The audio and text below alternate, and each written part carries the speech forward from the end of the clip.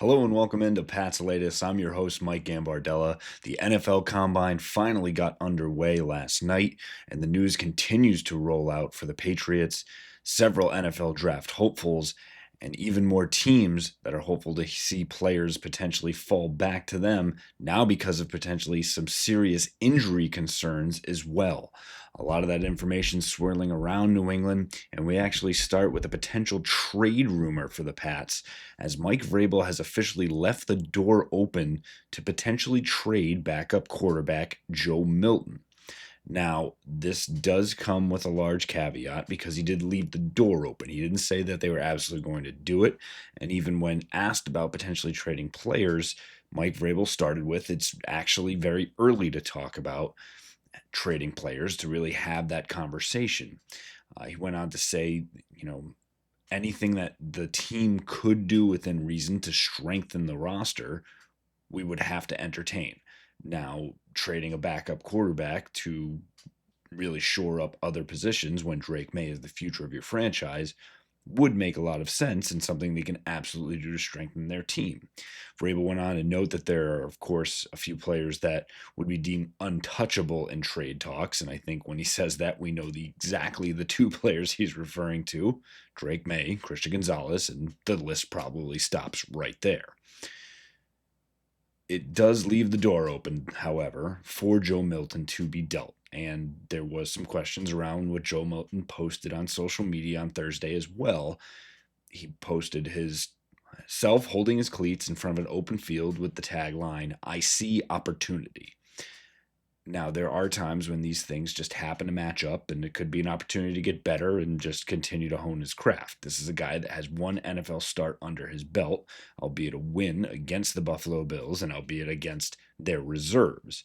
Now, there is a lot of momentum behind Joe Milton right now with a lot of open quarterback positions in this league and not a ton of quarterbacks that you could absolutely say, hey, let's take a shot at this guy. You could do it in this year's draft, but outside of Cam Ward and Shedeur Sanders, there's no guarantees for first round picks here. Whether Jackson Dart comes up the board or Quinn Ewers or anyone else, it's probably better to say, hey, let's trade something to New England to take a chance on this guy who has a very intriguing skill set. Now, Joe Milton's accuracy is the biggest concern, but as an athlete, he's probably unmatched. As he's power of a thrower, he's probably also unmatched. What does that mean the Patriots can get for Joe Milton? And does Mike Vrabel and Elliott Wolf absolutely have their socks blown off for a guy that they took late in last year's draft? If someone comes through with a second round pick offer, I think it could be very difficult for the Patriots to turn that down.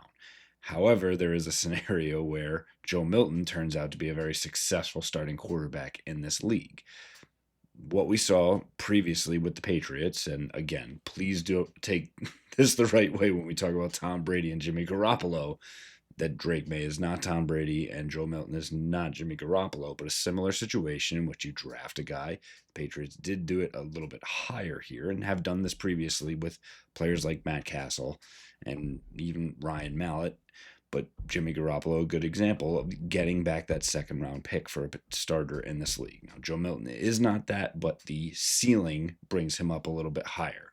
But again, the fact that Patriots leadership is already willing to talk about this just shows the differences from last year to this year.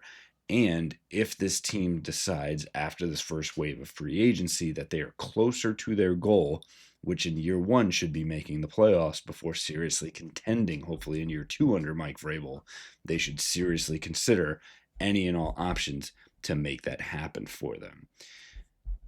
This comes on the heels of free agency, though, and in free agency, the update here, and again, this is the saga, the drama, the T. Higgins, this and that, and I understand it has gone back and forth. Will he, won't he? Is he staying with the team? Where is he going now? I don't think it's going to matter anymore, at least for the New England Patriots.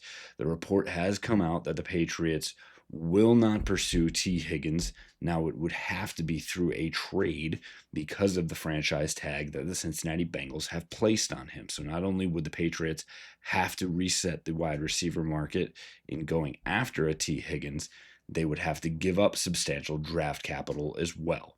That's not something the Patriots, specifically Elliott Wolf and Mike Vrabel, are ready to do. Their priority will remain in building this team through the trenches, the offensive line and the defensive line. Expect the free agent signings immediately to hit those areas with some of the more high-profile guys. There could be secondary people that come in the defensive backfield, wide receiver, and other positions, but do not expect T. Higgins to be in a Patriots uniform next season.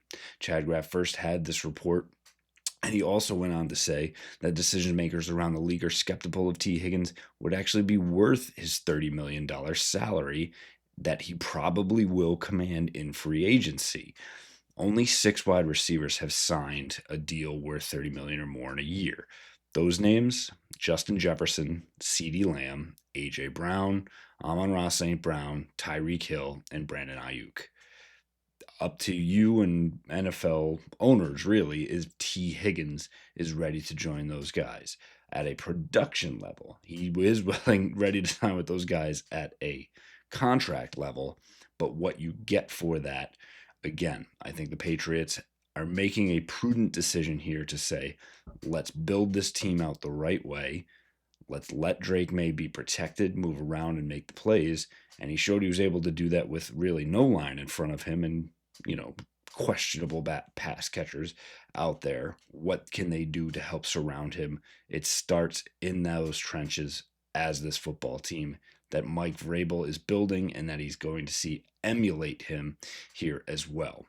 One last note for the T. Higgins signing that shouldn't be really swept under is that T. Higgins has dealt with a lot of injuries in his young career as well. He's played in just 12 of 17 games in each of the last 2 seasons, so there's always been a little bit of something. Whether that was related to the fact that he's playing on the final year of his contract or a franchise tag is up for debate, but it is a factor nonetheless. So, when the season starts, Drake May will not be throwing to T. Higgins. He will be throwing to other receivers on this team, some that are currently on the roster, and I guarantee you some that are not quite yet. One other big update from the NFL Combine was the shocker that potential number 1 overall draft pick Abdul Carter has a right foot injury. Tests on Thursday did reveal that Carter has a stress reaction in his right foot. There was a big question when the report first came out that surgery could be an option. There was a potential talk of a screw being inserted and trying to get him ready for the season. Since then, he has been advised not to undergo right foot surgery. Obviously, he will not take part in the Combine. He is there and interviewing with teams. Did talk to the Patriots already and had a good conversation with Mike Vrabel. He, again, will not work out at the Combine, but is planning to be at Penn State's Pro Day a month from now on March 28th. So he will have a chance to keep that draft stock relatively high. The reason it stays on the docket here, again, it could be the number 1 pick to Tennessee. This does open up the questions around it. And as we'll see more of these combine performances, we saw some last night, James Pierce running a 4.440. That's an edge rusher running a 4.440. Amazing. There are seriously some impact edge performers in this draft class. Is Abdul Carter able to separate himself out to be that number 1 pick, or do teams like the Titans and Browns, Giants decide that there's opportunity to go get other edge guys and be able to fill other needs up front, namely quarterbacks, and say, let's take Cam Ward or Shedeur Sanders? In that scenario, then Abdul Carter does start to slide. Does the Giants say, okay, let's stop the slide right here at 3 and comes off the board in front of them? Or do the Patriots actually end up with the potential number 1 pick at the number 4 spot? Something we've talked about at length through this is that this is where the Patriots want to be. They need these 2 blue chippers, Abdul Carter and Travis Hunter, to potentially slide back to this spot. Speaking of Travis Hunter, he did have his first meeting on Thursday with Mike Vrabel, and by all reports, it went extremely well. By the end of it, they had a kind of a back and forth banter, beyond just a typical, new coach meeting a potential top draft pick. And it really starts to line up that Travis Hunter is a Mike Vrabel guy. He is a football player. He wants to be out there. Doesn't care what the situation is.